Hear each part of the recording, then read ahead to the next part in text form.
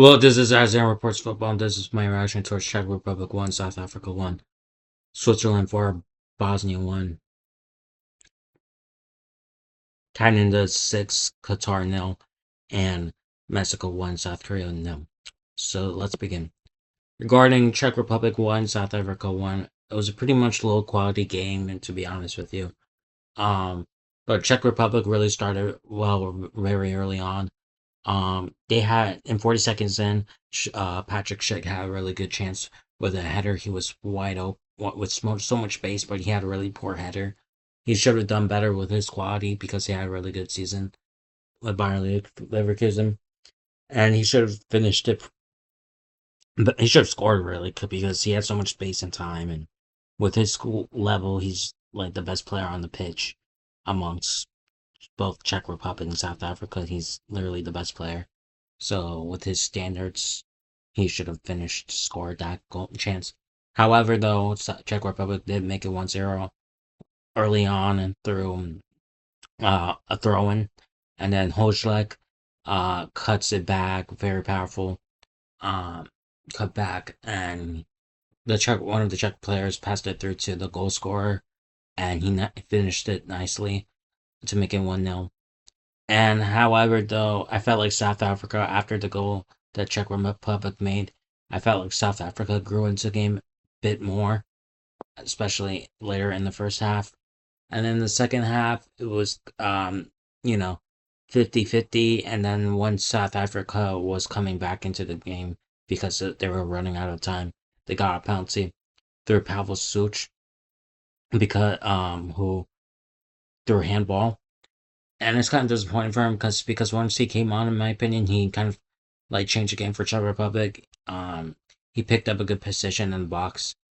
Maybe he should have shot it instead of trying to cut it back to the goal scorer for Czech Republic. But he changed kind of the game for Czech Republic. So sadly he conceded the pen though, and that allowed South Africa to make it 1-1.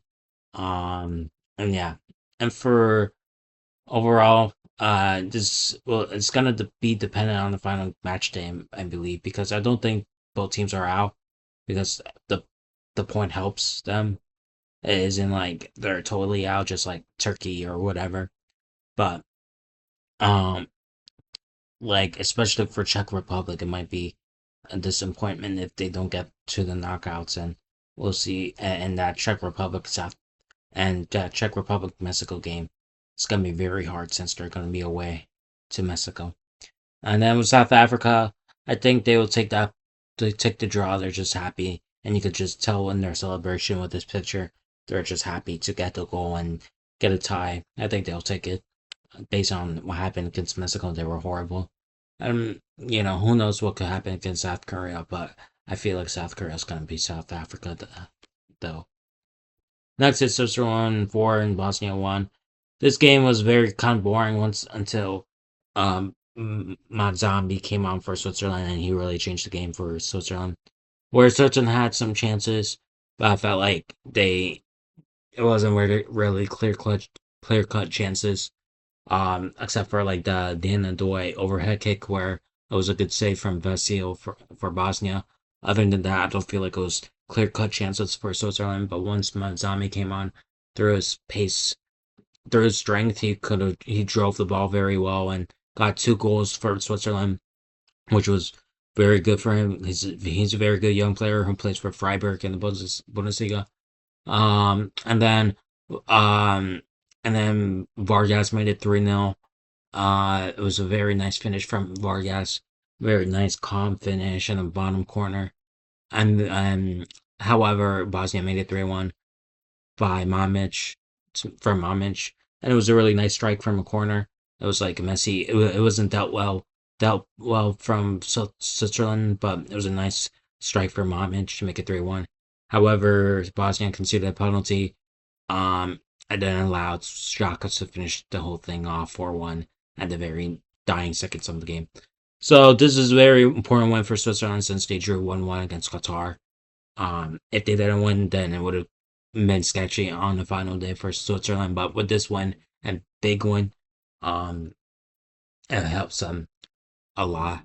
And We'll see what happens with Canada because Canada also got a big win against Qatar, so it'll be a very interesting game and see who gets first place in the Group B. And yeah, regarding Bosnia, it was a good effort majority of the game, but I felt like they just got tired out. And maybe that's why they conceded so much at the very end of the game. And maybe the substitutions might be questionable by the manager, because he took off Jeko and so on. Maybe he did too much substitutions. Maybe that might be the case as well. Who knows? But Bosnia, they were very close. I think it was like 20 minutes, like less than 20 minutes. That Switzerland didn't score a goal. But yeah, I mean, we'll see. I think Bosnia beats Qatar. So that they'll get 4 points since they got a draw against Canada on the first day, and hopefully for their sake, that's enough for them to get to round of 32. Next is Canada 6, Qatar 0. A very dominant display from Canada. Jesse Marsh started, I believe he started, yeah. Kyle Larin, who really had a good appearance as a substitute against Bosnia to make it 1-1. So he started him, and it really helped Canada to break down Qatar.